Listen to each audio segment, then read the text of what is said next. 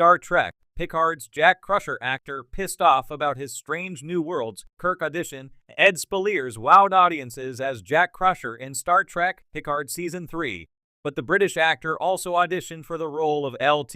James T. Kirk in Star Trek, Strange New Worlds, and he was pissed off he didn't get it. Paul Wesley from The Vampire Diaries was tapped to play Strange New Worlds' young Kirk.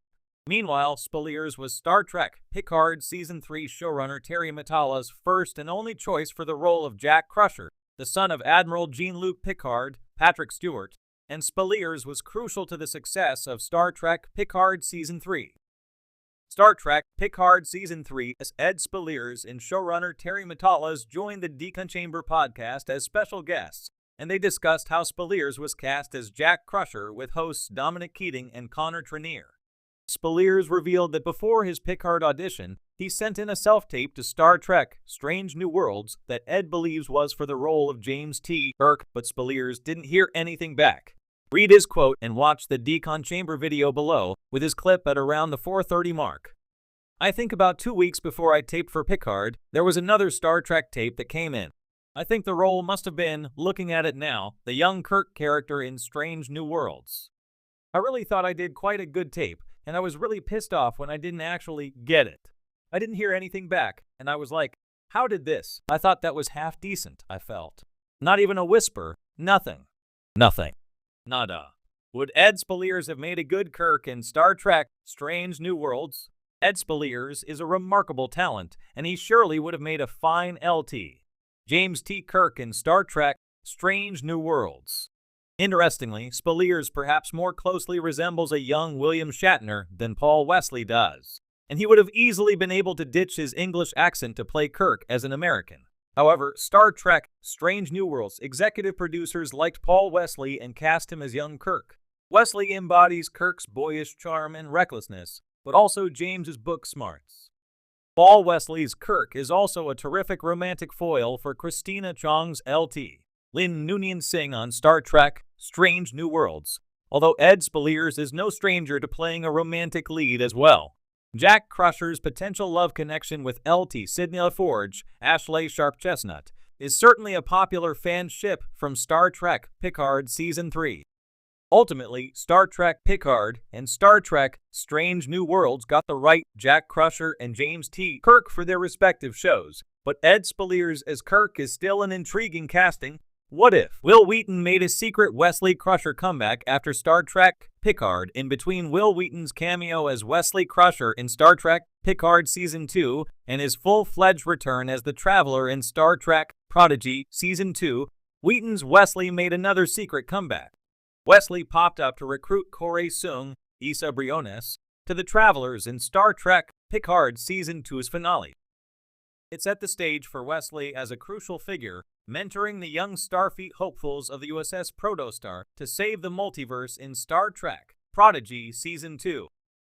In an exclusive interview about reprising Wesley Crusher in Star Trek Prodigy Season 2, Wil Wheaton revealed to Screen Rant that his voice can actually be heard in Star Trek Prodigy Season 1. Judging by Wheaton's description below, his voice was mixed with Robert Beltran's Captain Chakotay as the signal heard by Admiral Catherine Janeway, Kate Mulgrew, in Star Trek Prodigy Season 1's finale. Read Will's quote below. We even recorded me for some lines that are in the first season where we don't yet know that it's Wesley.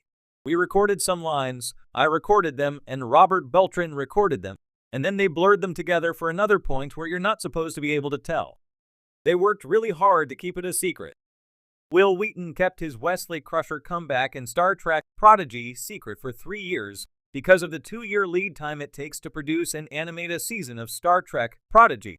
Wil Wheaton has kept the fact that he reprised Wesley Crusher in Star Trek Prodigy Season 2 for over 3 years.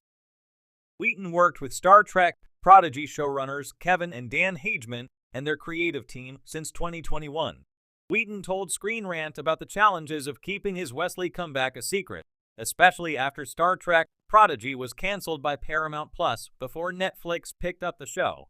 Wil Wheaton also told Screen Rant that outside of Star Trek Prodigy's team and Kate Mulgrew, whom he had scenes with as Wesley Crusher, only his Star Trek The Next Generation castmates Jonathan Frakes and Gates McFadden knew that Will was back as Wesley Crusher in Prodigy Season 2. Gates also voices Dr. Beverly Crusher in Star Trek Prodigy Season 2, which features the long-awaited reunion of Wesley and his space mom Beverly. Hopefully, Will Wheaton will be back again if Star Trek Prodigy Season 3 happens, and he won't have to keep it a 3-year secret. Is there a Jack Crusher mistake in Wesley's Star Trek comeback?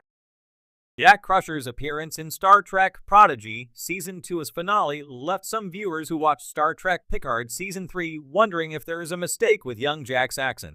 Written by Kevin and Dan Hageman and Aaron J. Waltke and directed by Ruolin Lee, Star Trek Prodigy Season 2's finale saw Wesley Crusher, Will Wheaton, help the young Starfleet hopefuls of the USS Protostar save every Star Trek timeline.